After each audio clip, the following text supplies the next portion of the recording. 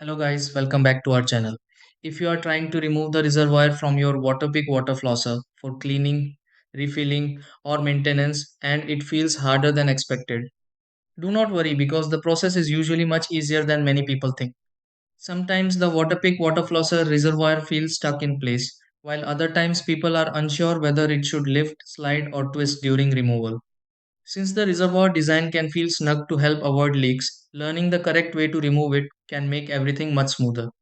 The best part is that with a few simple steps, your Waterpik water flosser reservoir should come off safely without unnecessary force.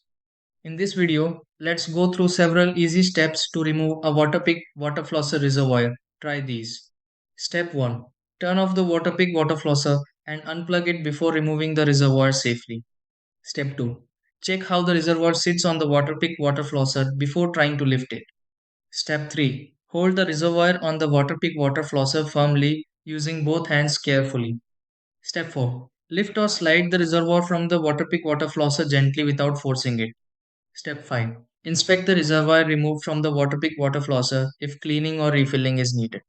Step 6. Reattach the reservoir to the Waterpik water flosser carefully and confirm it sits properly again.